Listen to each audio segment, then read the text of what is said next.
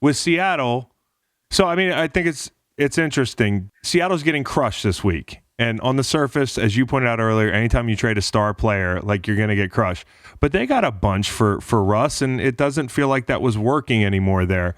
What say you?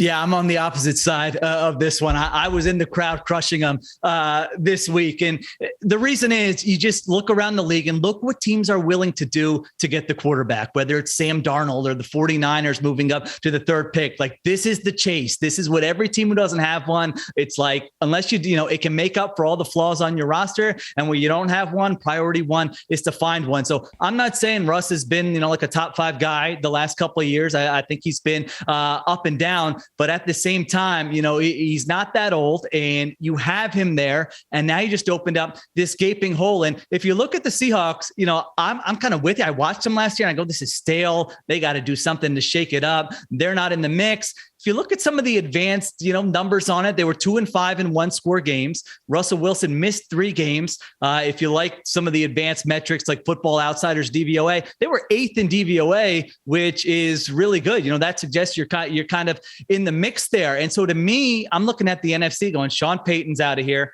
Tom Brady's out of here. Yeah.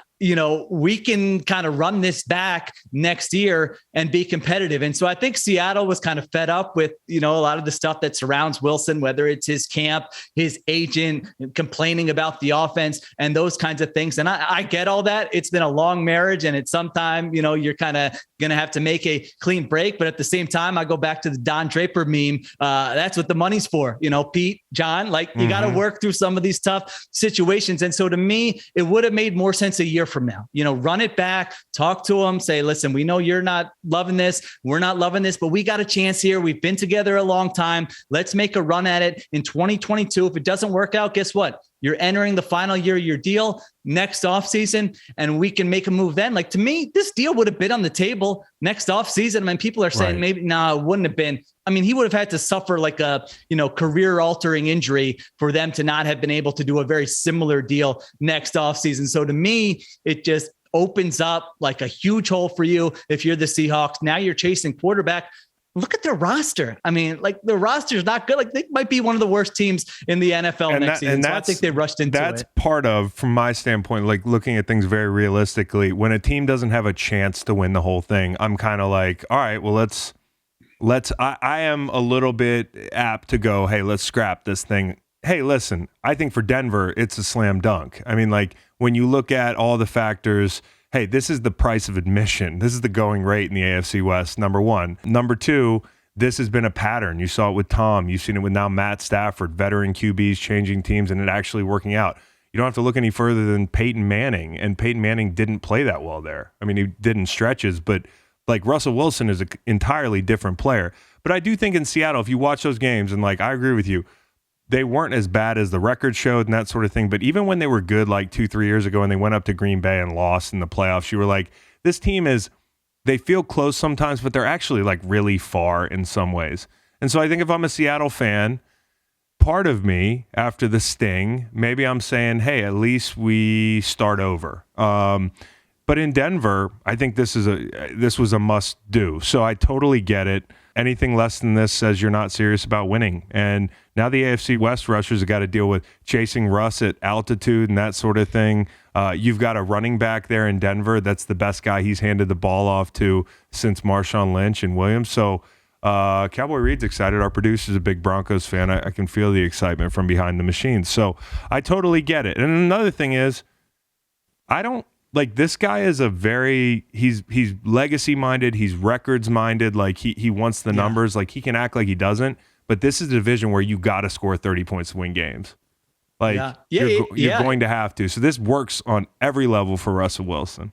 Yeah, I think you're right. I mean, he definitely cares about about his legacy. And I think that was a lot of the back and forth going on there where, Pete Carroll saying we're going to run the football, not turn it over. And Russ is saying, I'm watching all these other quarterbacks, and they're doing things that I believe I can do. So I think I love when these things happen because it's all right, well, we're going to kind of find out who's right because he's not 38. I mean, if he's the guy he thinks he is, he should be putting up monster numbers in Denver. I mean, there's no guarantee. It's a tough division, a tough conference, like you mentioned, but he should really, there's no excuse kind of for him there to not be putting up monster numbers and showing he's the guy that he thinks he is. So yeah, I like it from the Broncos perspective. I mean, this is what you're waiting for. You assemble the roster, you accumulate the assets, and then when it's time to pounce, like you got to pounce on one of these guys, whether it's the draft or a trade. And so their fan base has reason to be fired. When you look at, I was looking at a list of their quarterbacks since Peyton Manning left, and it's just like, oh my God, it made it even a bigger no-brainer. Oh, it's huge. I mean, like the guy that's been making decisions for a long time. I mean, like honestly, if you think back to the last guy they had that they were like, hey, this is our guy for 5 years.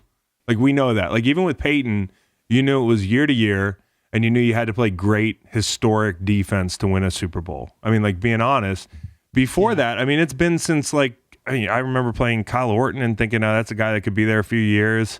Before that, it's Jake Plummer, but it's a long time since they've had a guy that you're going to say, hey, listen, we project this guy's going to be here 5 years or maybe play out his career. And that's an awesome thing to have for them. So I just wonder how much of it is actually because of the not resetting with Pete Carroll, not resetting upstairs and doing the reset at the same time.